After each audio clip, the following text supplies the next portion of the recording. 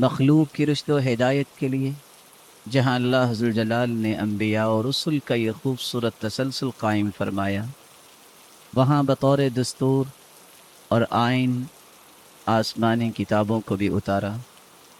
آخری پیغمبر محمد الرسول اللہ صلی اللہ علیہ وسلم اس مبارک ہستی پر آخری الہامی کتاب نوشتہ ہدایت قرآن مجید کو نازل فرمایا۔ رسول اکرم صلی اللہ علیہ وآلہ وسلم نے اللہ ذو الجلال کی طرف سے نازل شدہ اس علم و معرفت کی آیات جیسے ہی جبریل امین لے کر آتے، آپ دار ارقم میں اپنے ان احباب کو جمع کرتے جن کی تعداد بہت ہی قلیل تھی، اور اس علم و معرفت کی ترویج کے لیے جہاں ان آیات کو پڑھ کے سناتے، وہاں اس کی روشنی میں ان کی تربیت اور تزکیے کی ابتدا کر دی۔ یہ سلسلہ آہستہ آہستہ مضبوط ہوتا گیا۔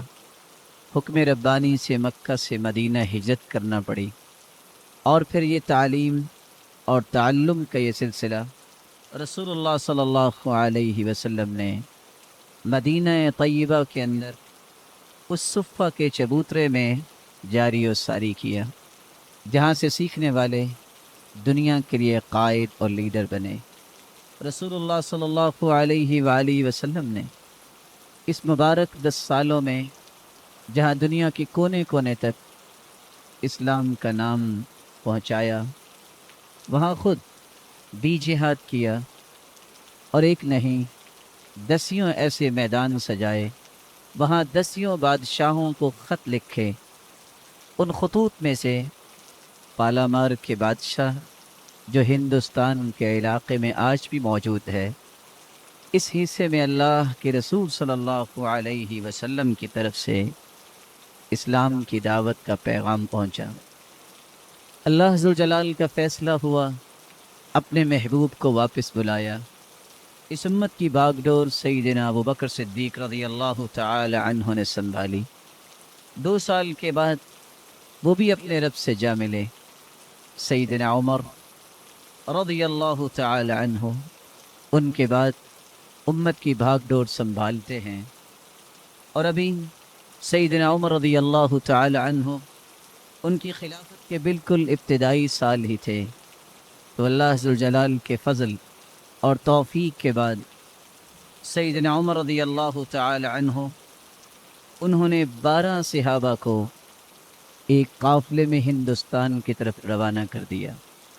سیدنا عمر رضی اللہ تعالی عنہ اس خوبصورت زندگی کے ایام کو گزارنے کے بعد اسلام کی سربلندی کے لیے اور اسلام کے نام کو بلند کرنے کے لیے جو انہوں نے قد و کاوش کی، روئے زمین پر بسنے والے انسانوں نے اس جیسا بہادر جرنیل تو نہیں دیکھا، اور نہ ہی چشم فلک نے دیکھا کہ جس کا نام سن کے کیسر کہا کرتا تھا، ذرا پتہ تو کرو یہ عمر ہے کون، انہو قد اکل کبدی، اس کے خوف نے تو میرا کلیجہ کھا لیا ہے۔ آخر رسول اللہ صلی اللہ علیہ وآلہ وسلم کی یہ مبارک صحابی اس دنیا فانی سے کوچ کر گئے، شہید ہوئے۔ خلافت کی بھاگ ڈور سنبھالی سیدنا عثمان رضی اللہ تعالی عنہ نے۔ سیدنا عثمان رضی اللہ تعالی عنہ نے جو ہی یہ قیادت سنبھالی، اس سلسلے کو رکنے نہیں دیا۔ 5 صحابہ کی معیت میں ایک قافلہ دوبارہ ہندوستان کی طرف روانہ کر دیا۔ سیدنا عثمان رضی اللہ تعالی عنہ یہ 12 سال کے عرصے میں اسلام کی سربلندی کے لیے کوشاں رہے، آخر وہ بھی اپنے رب کو جا ملے۔ سیدنا علی رضی اللہ تعالی عنہ جنہوں نے عثمان رضی اللہ تعالی عنہ کے بعد امت کی خلافت سنبھالی، انہوں نے بھی اپنے دور میں 3 صحابہ کی معیت میں ایک قافلہ ہندوستان کی طرف روانہ کیا۔ خلفائے راشدین کے اس مبارک دور کے اندر، اس ہندوستان کے اندر رسول اللہ صلی اللہ علیہ وآلہ وسلم کے صحابہ میں سے 12 اور 5 اور 3 کہ 20 صحابہ ہندوستان تک پہنچ چکے تھے۔ سیدنا معاویہ رضی اللہ تعالی عنہ وارضاہ، جب انہوں نے مسلمانوں کی خلافت سنبھالی تو اس سلسلے کو رکنے نہیں دیا، بلکہ رسول اللہ صلی اللہ علیہ وآلہ وسلم کے 4 صحابہ کی معیت میں ایک اور قافلہ ہندوستان کی طرف روانہ کیا۔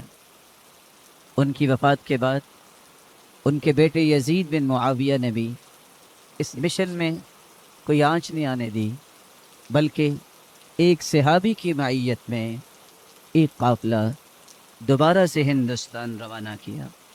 چنانچہ 25 صحابہ ہندوستان میں اسلام کی سچی اور سچی تعلیمات پھیلانے کے لیے، سکھانے کے لیے، اس کی ترویج کے لیے اس سرزمین پر پہنچے۔ صحابہ عنہم و ارضاہ کے بعد 41 تابعین کا ورود مسعود ہندوستان میں ہوا، اور شاید کہ اس نام سے کوئی بھی جاہل نہیں ہوگا۔